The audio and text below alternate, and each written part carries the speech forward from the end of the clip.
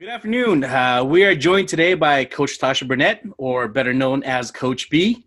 Not only is she a two-time national champion, having captured the title while playing for Cal Poly Pomona, but she actually has a third title, having won the 1994 California Community College State Championship at Los Angeles Harbor College. Coach, thank you for your time. I do appreciate it, and as you've seen in our other videos, I do a general checkup on how everyone's doing during this pandemic that we are dealing with.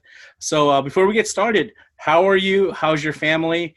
Everyone's staying safe. Everyone's staying healthy. How's everything going? Well, first, thank you for having me. And I have to say, I didn't win both national championships. Okay. I was only in on the first one. So I want to make sure my friends don't start texting me back. So I was a part of the first one. I was a senior during the first one, so I didn't win the second one. Okay, got it. But I definitely won that California State, LA Harbor.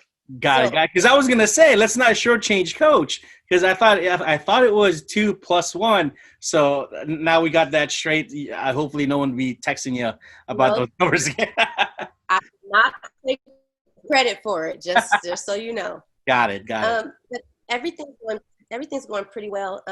I'm distance learning with my 11-year-old twin, so every day I'm fighting for my sanity. It's so hard. But we're surviving it. We like a good challenge anyway, so everybody's healthy. That's the most important part. Absolutely. And let me just start off again.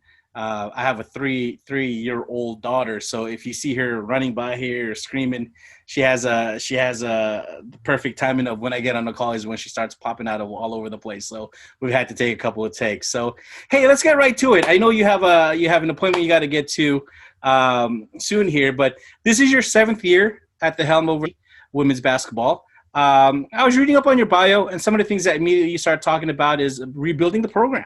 The program hasn't had a conference title in over 20 years. Just give me a quick little status on the team and in the program. How are things over there? Well, it's going very well.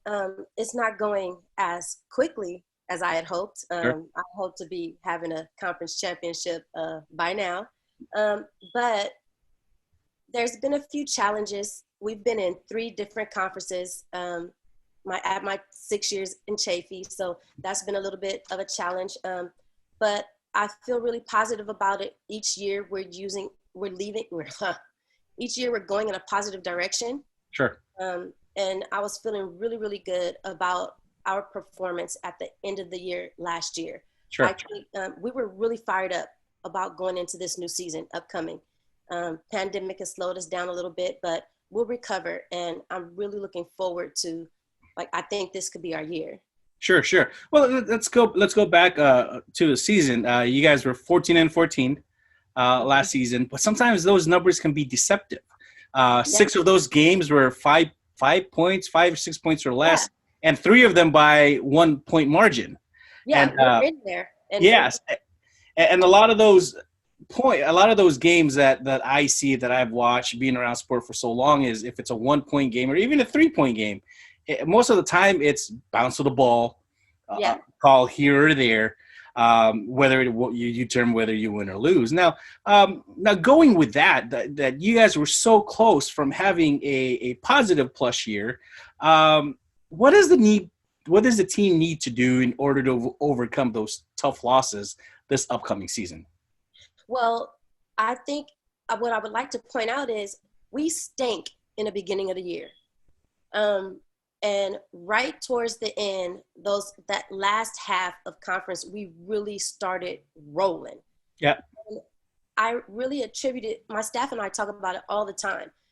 It was just mentally, we were mostly led by freshmen. We only had two sophomores, and they were both battling leg injuries. So we were mostly playing freshmen. Sure. And they just weren't ready mentally. They just didn't have it.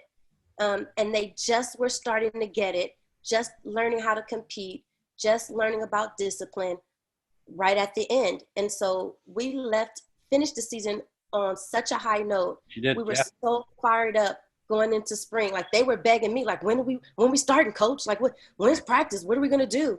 And then this. So but we're going to stay ready. It was mostly mental challenges we had to overcome, and we're going to be ready. We have a lot of returners. All those freshmen are now returners, and they Yeah. know, they have a better idea now of what it takes to compete.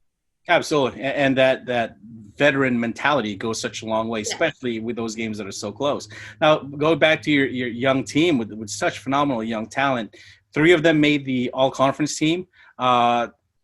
Excuse me at the beginning if I mispronounce some of these names. You had Harjinder Thakur, Mm-hmm. who was first team all conference, averaged 15 points per game. Then you Oh, also had Briloni Bell and Brahman, Yana yep. Rios, who were all on the second team. So again, these are going back to your young players. What do you expect from these 3 who led the team in a sense going into their second season? Well, I expect them to be ready right away, Yeah, mentally and to lead, making sure that our new freshmen are going to be ready and don't fall into the traps that they fell into last year. Physically, those kids were pretty gifted. sure. So we're just looking to step up mentally. And I think that specifically the 3 you mentioned will be huge in leadership roles. So we're just Yeah, looking for some leadership. We struggled a little bit last year, and I sure. think this year will be okay. Absolutely. Hey, going back to that, you started talking a little bit about your recruiting, your brand new players that are coming in. Every program, every sport goes through some challenges right now when it comes to recruiting. How's the recruiting been? Do you have any players that you're excited to be welcoming into the team? Can we talk about them at this point? Yeah, I think it went pretty well for us. We're kind of filled in some gaps, which Yeah. it's always a positive sign. So we brought in actually quite a few guards where we kind of struggled with last year. We got Grace Weber from Western Christian. Okay. She's a very strong athletic guard. We have Brianna Clayton from Etowanda coming in. She'll be a freshman. Janae Hanks from Rialto. And we got a transfer from Victor Valley College, Wow. Jasmine Williams. Okay. We kind of picked up some speed too. So I'm pretty excited about the way we're going to be moving this year. Wow, you guys are definitely chomping at the bit, ready to go. And Yeah. we're a little bit of a delay right now, but once 2021 hits, I think it'll be exciting to keep an eye on you guys. Hey, we just saw that Ariana Corbin just announced that she'll be playing for Bethesda. Yeah. Can you tell us a little bit about her and the process and what it took for her to get to Bethesda, and also what do you expect from her at the next level? Well, let me tell you, Bethesda got a steal because they got Ariana. She really didn't have a ton of schools on her, but she was fresh off of ACL tear. Hmm. So she really struggled, especially in the beginning of the year, with just not only physically coming back from the ACL, but it wears on you mentally. It's a scary thing. It's a scary thing. And just like the team, right towards the end, she just started rolling. She got the confidence in her leg that she needed to help her mentally be into games. There were things she avoided doing just because she was afraid. Of course.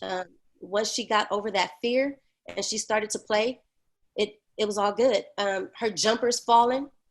Her ball handling has improved. And she's a gym rat. Like she wants to be good. So we have to drag her out of there. Yeah. We're dragging her out. She's dragging us in. So they're going to have a really, really good guard out of Ariana. So they got lucky. They hit the jackpot. That's beautiful. We'll definitely keep an She's a eye. great kid. Yeah. So Well, you yeah. definitely want those type of players within your program. I mean, it sounds Mm-hmm. like he's that player that, you know, doesn't necessarily need to be pushed or coached because she has her own self-determination of what Mm-hmm. she needs to do to get next level. Those are always the best athletes to have on your team. So, hey, coach, last question for you. During this pandemic, what's the one thing that you've learned to appreciate more? Well, besides the extra family time, because we coaches don't really get that. We try to squeeze it in. Besides that, I really just miss my team. I miss going to work. I don't get to see their faces, and it really is leaving a hole in my heart. Just being involved in their lives every day. I don't get to see them now. And I feel like I can't help them to the best of my capacity it's so weird because the kids, they don't always know how to reach out, especially if they're a little bit shy. They don't like to tell you about their problems. But when I see them every day, I can tell that they need me. But from here, I can't do that.